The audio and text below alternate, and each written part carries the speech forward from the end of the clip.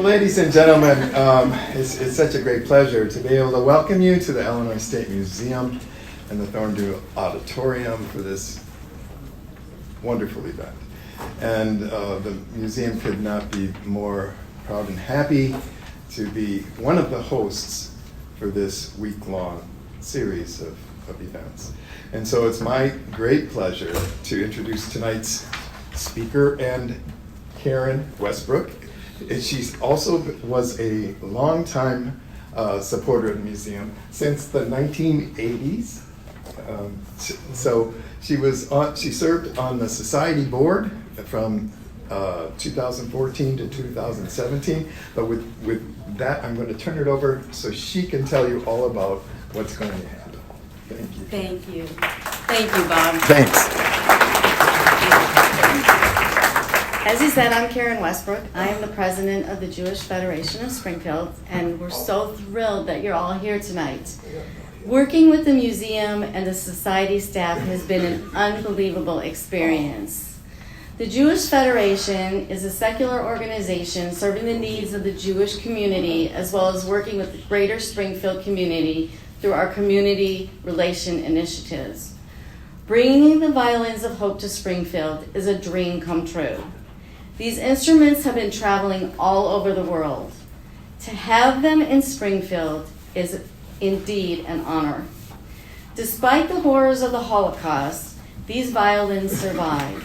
They have been restored to display or performance grade, bringing their harrowing stories to life, highlighting the resilience of the instrument through its journey. Additionally, their beautiful music brings us together as it embodies the spirits of perseverance that resonates across all cultures and communities. The Illinois State Museum and Museum Society have been ideal partners. In addition to the fantastic exhibit you just saw, the staff has taken on the responsibility of storing the performance violins for us as well. They have given time, energy, and creativity to the creation of this keepsake program. We thank them for co-hosting the reception as well. We are dedicating the Violins of Hope initiative to the Fuhrer-Brosgold family in honor of their love of music and support of this endeavor. We'd also like to acknowledge our additional public and private sponsors: the Bank of Springfield, the JCCs of Chicago, Hoagland Center for the Arts, the Illinois Symphony Orchestra, Lincoln Land Community College, the Music Department at UIS, and the UIS Performing Arts Center. And a special thanks to all the musicians and artists who quickly adjusted their schedule to perform at the variety of events we have throughout the week. We are forever thankful to Yona Stamatis, right here, Assistant Professor of Ethnomusicology at UIS, and I did have to practice that several times. When we approached Yona about helping with this initiative, we had no idea about her personal relationship with the Violins of Hope. Yona jumped in with both feet and more. She has created each musical program, found new musicians, and taken the artistic lead. Tonight you will hear her family's Holocaust story and the legacy of music as it's played through their generations. We will never forget the horrific tragedy of the Holocaust. It is our hope that these stories of resilience told through these violins provide you with inspiration and hope. To open the Violins of Hope's celebration of survival, it's my pleasure to introduce Yona Stamatis.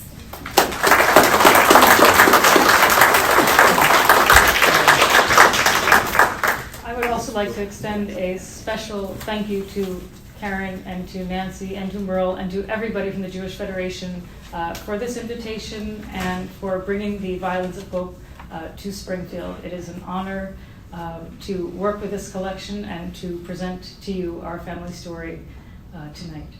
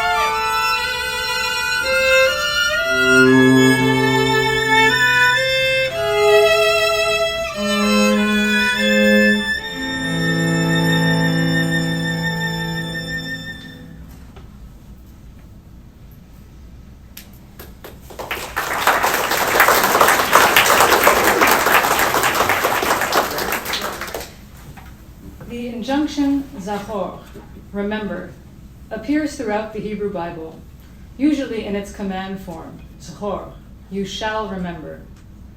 But remember is too weak of a translation, for zachor commands us to remember not only with our mind, but with our body. It implies action, participation in rituals of memory. How then do we remember with our mind and our body the Holocaust? How do we come to terms with the human capacity for extraordinary cruelty and with the magnitude of lives and life worlds lost? As a second-generation Holocaust survivor, I ask this question with considerable frequency. Like so many others, I feel that I bear a special responsibility, or perhaps even a burden, to remember, to write and rewrite our family story, to share it with my children and grandchildren, to make sure that my students know this history, and to do my part to help sustain the memory of those that lost their lives. For my sister and I, remembrance has always been intertwined with music, and in particular with the violin. We both were blessed to have our own violins of hope, instruments that miraculously survived the war despite the most adverse conditions. My sister's violin once belonged to our grandfather, Arno Khan, and mine belonged to a close family friend and Holocaust survivor, Erwin Fuss. For my sister and I, Violins of Hope have always been part of our lives. We are so grateful for this event and for the presence of Violins of Hope in Springfield that has offered us the opportunity to share our story.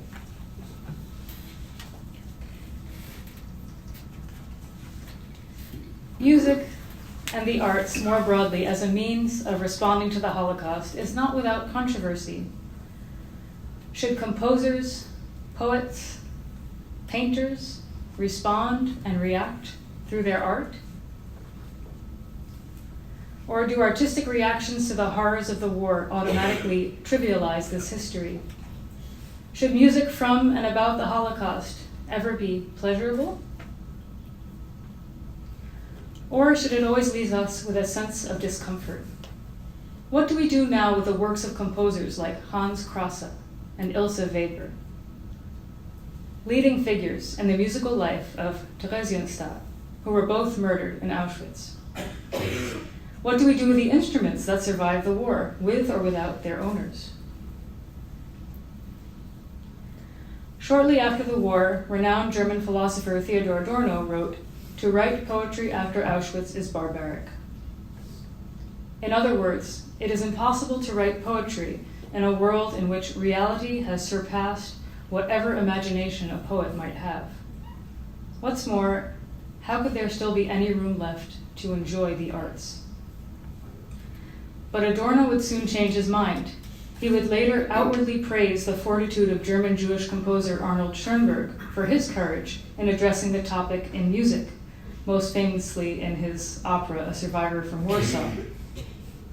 I am thankful for Adorno's revision, because for me, the horrors of the Second World War are not ineffable, they're not intangible, they're not somehow external to human nature. And so there's no reason that the arts should avoid this topic. On the contrary, the arts provide us with another means to better understand humanity, the human capacity for cruelty, and the seemingly supernatural strength of victims. The arts enter where language fails us.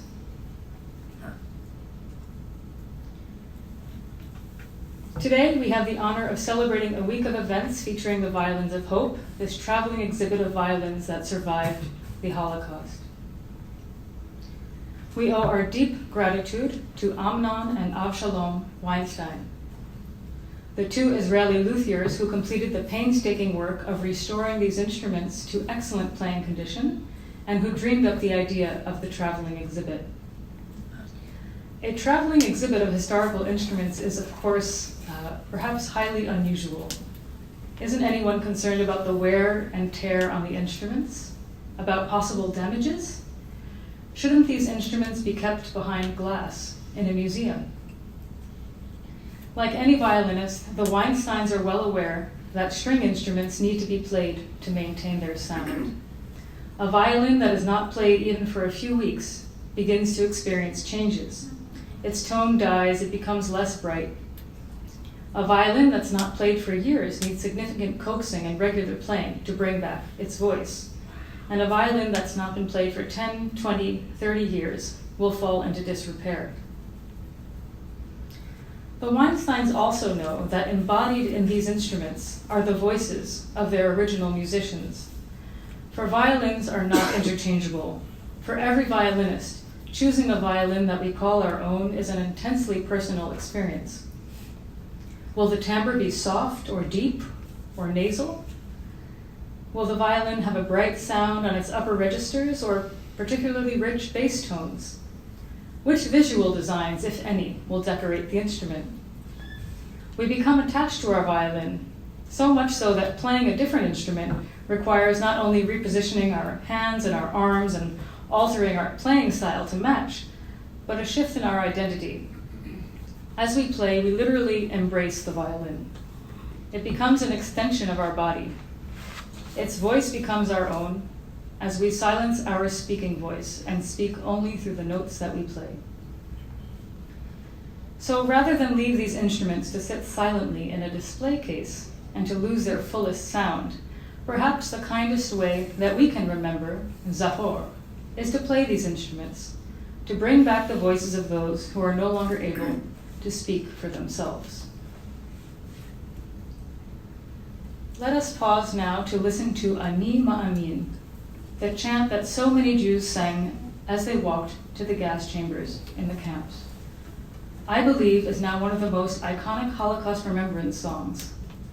It is believed to have been composed by Azriel David Fastav, a Mositzer Hasid, while riding in a cattle car on his way to Treblinka.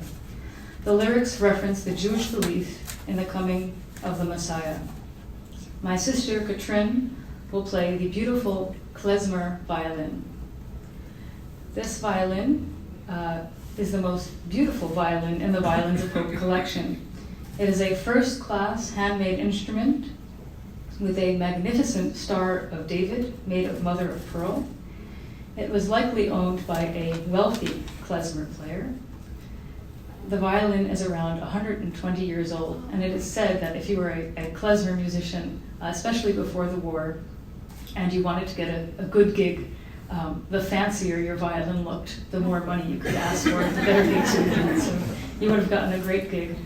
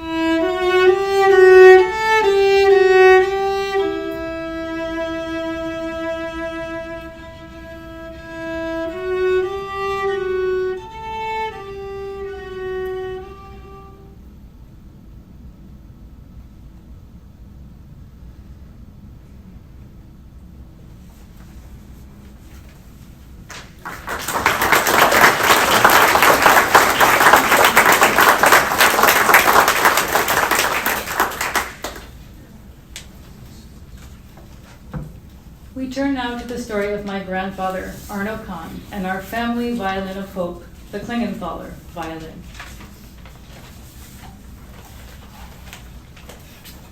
Travel with me to Cologne, Germany. It is August 11th, 1915.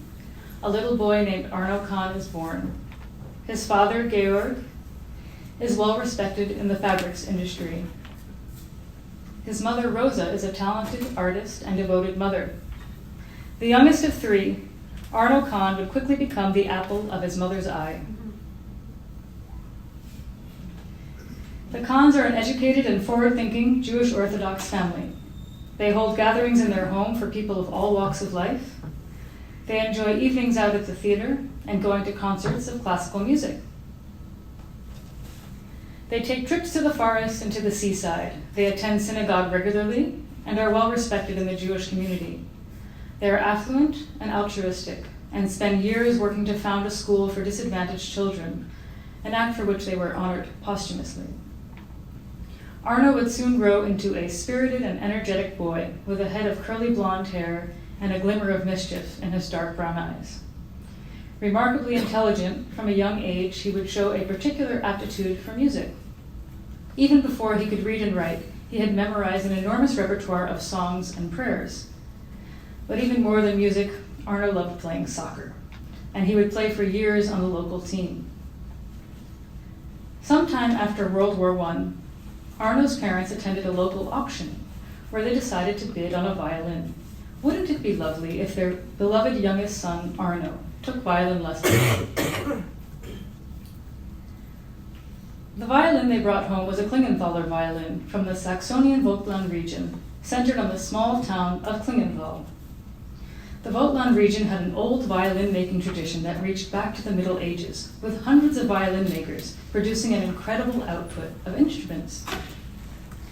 The auction violin was nothing out of the ordinary. It was a characteristic Klingenthaler violin with its glossy light brown varnish, a high arched body, slim and elegantly cut sound holes. Most of all, it produced the characteristic Klingenthaler tone. It was an excellent, reliable instrument for a young, burgeoning musician. And so Arno began violin and piano lessons. He was a fast learner, and he loved, above all, playing songs by ear.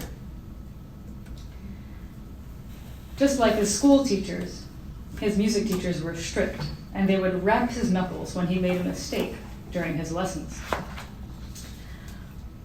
Arno remembered with fondness his parents taking him to concerts to hear world-class musicians. A most vivid memory was hearing world-renowned violinist and composer Fritz Kreisler in concert at a local Cologne synagogue. But with the approach of World War II, life in Germany became increasingly restricted and dangerous for the Khan family. Arno had to stop participating in many of his favorite pastimes, including playing soccer on the local team. Like so many other Jewish families, the Khans faced discrimination and harassment. Rosa and Georg began to worry for the safety of their family. Fearing the worst, they began the complex process of securing visas for their 3 children. By 1933, the family had left Germany to stay with relatives in The Hague. Arno remained behind in Cologne to continue working in his very first office job. Though traveling by foot between the Netherlands and Germany was forbidden, Arno would make regular trips back and forth through the forest on his bicycle to see his family. He would always carry a picnic lunch in his bike basket in case he should be stopped and questioned. Countless times he was stopped. He always managed to avoid arrest. "Where do you think you're going?" a patrol officer would bark at him suddenly. "I'm just having a picnic in the woods," Arno would reply. "Don't you know that's not allowed? Where's your home?" "The Hague," Arno lied. "Then go back home and leave these woods at once."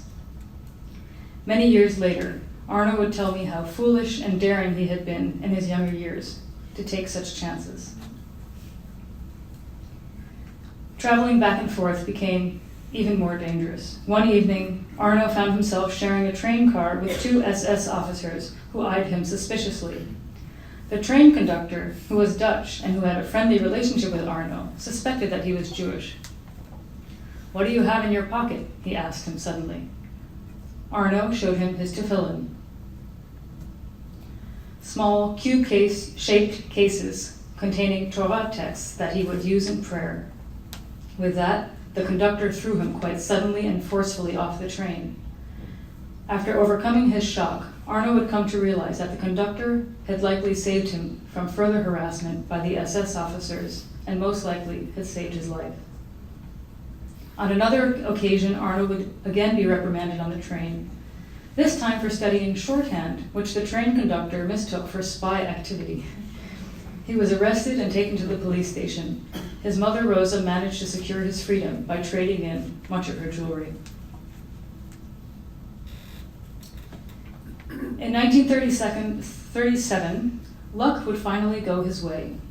Arno secured passage to Ellis Island, New York. With no contacts in the US, Arno had created a fake letter of sponsorship from a supposed cousin in the United States. It worked. And Arno Khan boarded the enormous Berengaria ship packed with passengers and set out to New York City. As he kissed his parents goodbye, he understood that he would likely never see them again. "Please remember to pray every day," his father asked him, a promise that Arno kept for the rest of his life. The journey to New York City was arduous. The ship was overcrowded.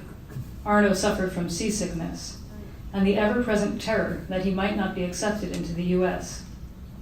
On the day of their arrival, all passengers were issued a clean set of undergarments in an effort to help them make a good impression on the doctors at Ellis Island.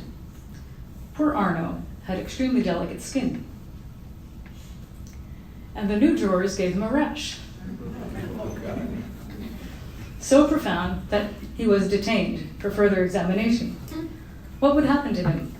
Would he be forced to return to Germany? Luckily, someone appeared who spoke both German and English and who explained to the doctor the cause of the rash, and Arno was allowed to enter New York City. On March 8, 1937, at the age of 21, my grandfather Arno Khan arrived in New York entirely alone, with little English and a few meager possessions to his name. Amongst his possessions, the official notice that he was to report to the German army for duty approximately 1 year later. At the exact time of his appointment, Arno remembers that he was sitting on the New York City subway. Life in New York was difficult, and Arno struggled to get by. His early venture delivering challah hardly returned a profit.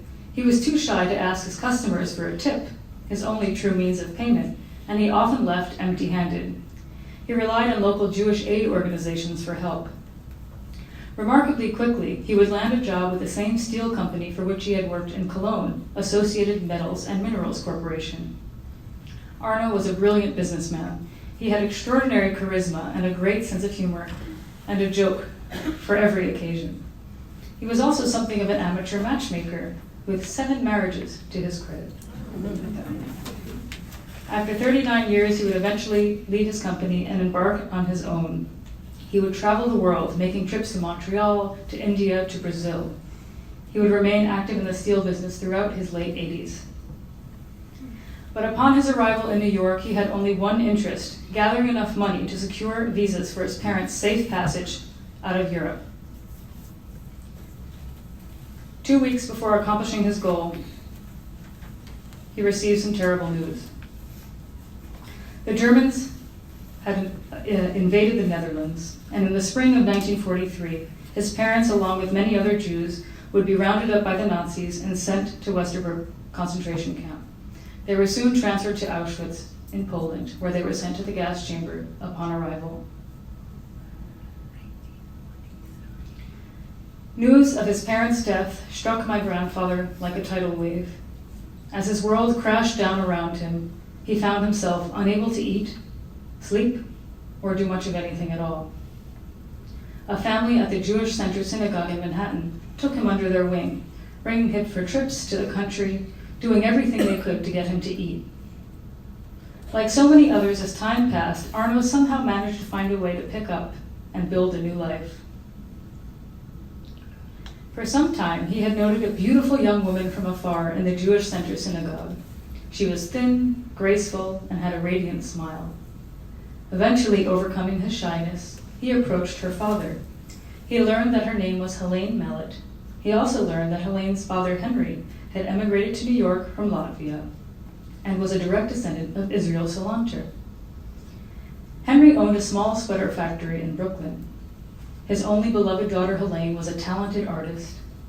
She would study sculpture and pottery and watercolor painting. Some years later, she would get a job as an English teacher in underserved schools in the Bronx, and she would attend recorder ensemble classes at the Mannes School of Music Extension Program. At the time of their meeting, Helene's father was suffering from end-stage thyroid cancer that had metastasized to his brain. Arno and Helene would marry quickly to ensure that her father could attend the wedding. As they began their new life together in an apartment on the Upper West Side of New York City, one day there was a knock at the door. A package had arrived from Arno's great-uncle, Izzy.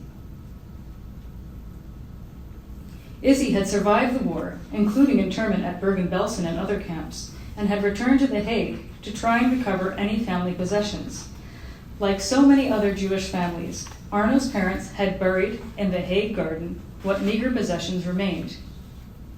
Izzy learned that anything of value had been stolen, but among the few family photographs and other possessions that he found was Arno's Klingenthaler violin. Arno opened the case, took out his violin, noting how it had suffered from excessive moisture and weather. It was in terrible condition. He tightened the bow. He played the Star-Spangled Banner. Then he played Hatikva, the Israeli national anthem.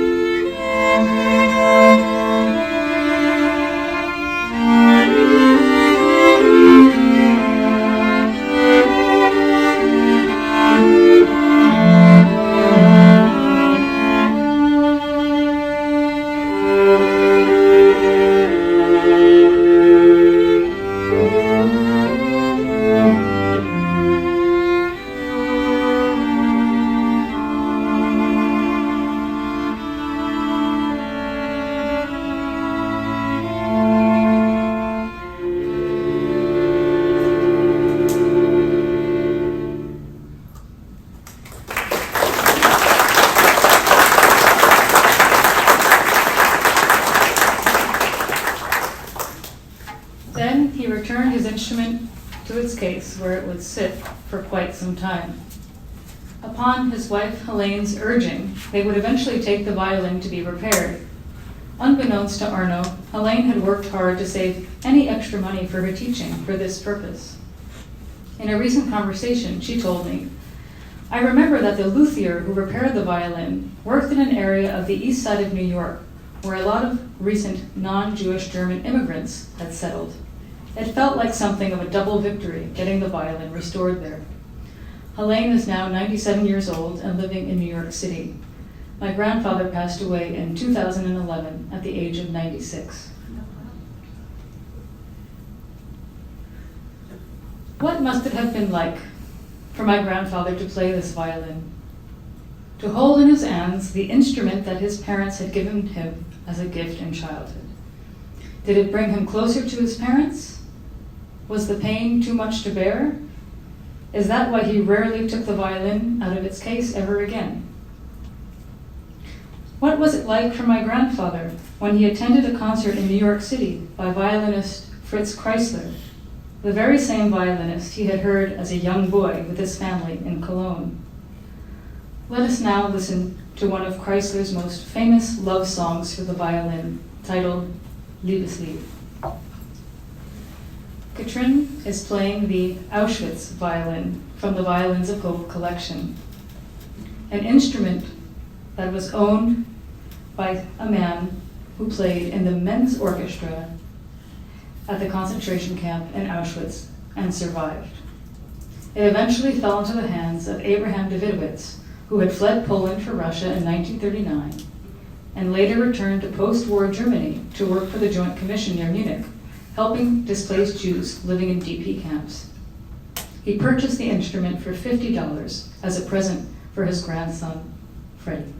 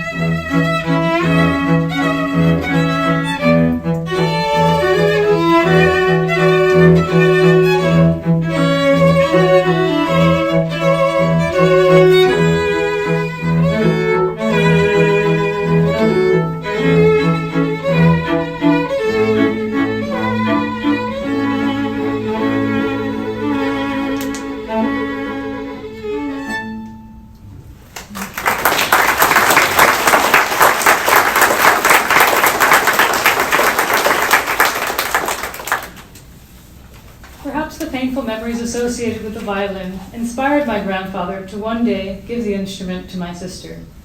Or perhaps that was his way of carrying on his parents' memory, their legacy, their wish for their children to pursue music. For my sister, the violin spoke to her so profoundly that she decided from a young age to pursue playing the violin as a career.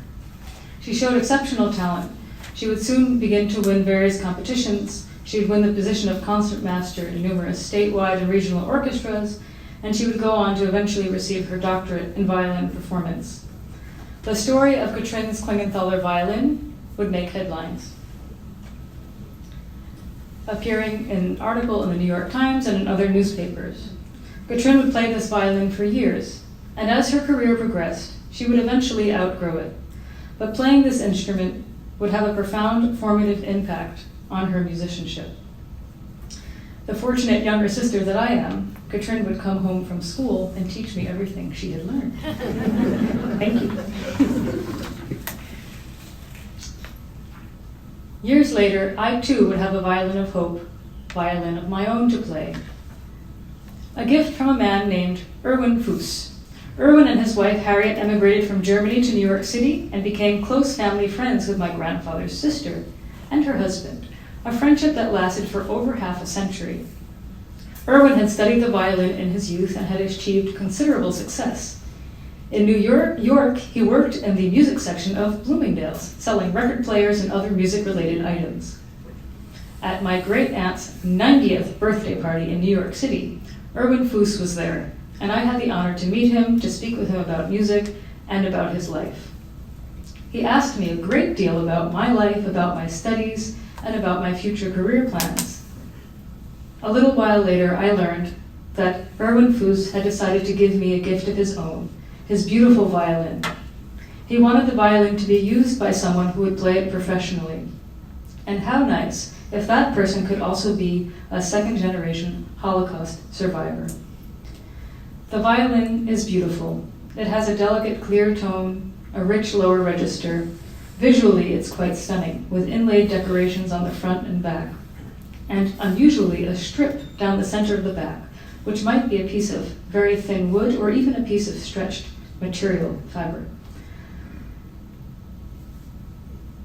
And so, in our intimate family story, music and the Holocaust would always be intimately intertwined, and we always understood our pursuit of the violin as part of our relationship with our grandfather. And as the kind, interested, generous human being that he was ever present in our musical lives. He would treat us to concerts at Lincoln Center, mostly Mozart Festival, where we would watch world-class musicians like Itzhak Perlman and Isaac Stern. He would attend so many of our recitals and concerts. Can you believe I uncovered that? When we had our debut performance playing the Bach Double Concerto with the Northern Westchester Symphony Orchestra, our grandfather was there. In 1996, Katrin and I were honored to be the dedicatees of a newly composed violin duet by renowned German Jewish composer Ruth Schoenthal. Schoenthal spent most of her professional life avoiding referencing the Holocaust in her compositions. She was afraid to trivialize it in music, but her works were profoundly influenced by her experience escaping Hamburg for Stockholm, and then the USSR, then Japan, then Mexico City, and eventually the United States. At our premiere of the little duo for two violins, our grandfather was there, and he and Ruth Schoenthal conversed extensively about music, about their lives, about the Holocaust. The little duo was intended as a didactic work for young violinists still becoming acquainted with modernist atonal style and playing technique. They're playful but angular works that toy with moments of atonality. For me, this piece gives me that expected sense of discomfort when I think about musical responses to the Holocaust. So we'd like to play for you now Schoenthal's Little Duo for Two Violins, a piece written in 8 short movements.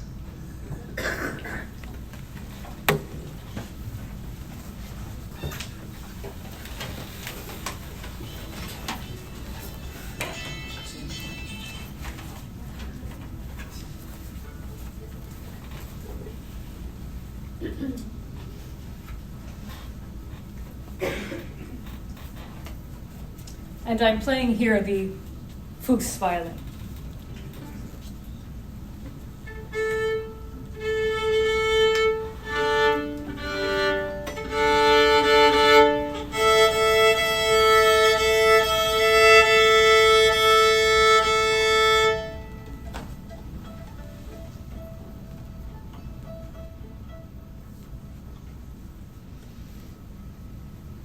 Now you'll see if Katrin is also a good teacher.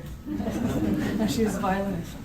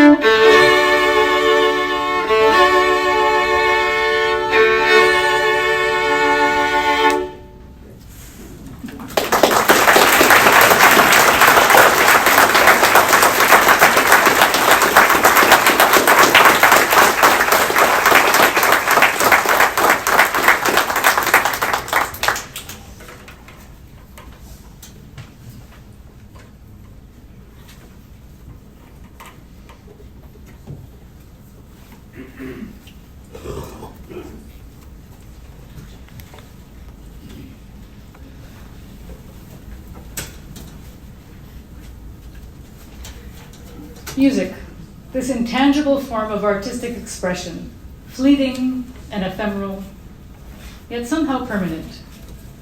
An art form that in many ways surpasses language in its ability to move us. For my sister and I, music offers us a way to zachor, to remember the Holocaust with our mind and our body.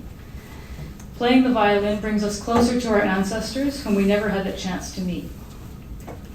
It helps us come to terms with the horrors of the Holocaust and with that ever-nagging wonder of what our own fate might have been had we lived in Europe during World War II. And it helps us forge our identities as hyphenated Jewish Americans.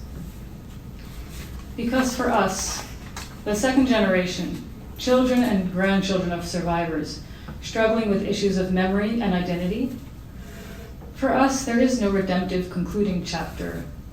There's no possible scenario in which the horrors of the Holocaust are eventually resolved. What we have are our acts of memory. We live now with our violins. We live now with our photographs, with our memories. I live with the memory of my grandfather wrapping the tefillin around his arm and forehead and davening. I remember him having a joke to tell, often bawdy, I'll tell you later, at every occasion. I remember him speaking with such utter tenderness about his parents. And I remember him never wasting a morsel of food on his plate. And finally, I remember the music. We dedicate the final work on this program to our grandpa, Arno. The beautiful second movement of the Bach double violin concerto in D major, the very piece that my sister and I performed at our debut concert. Through music, we remember with our mind and our body. Zachor.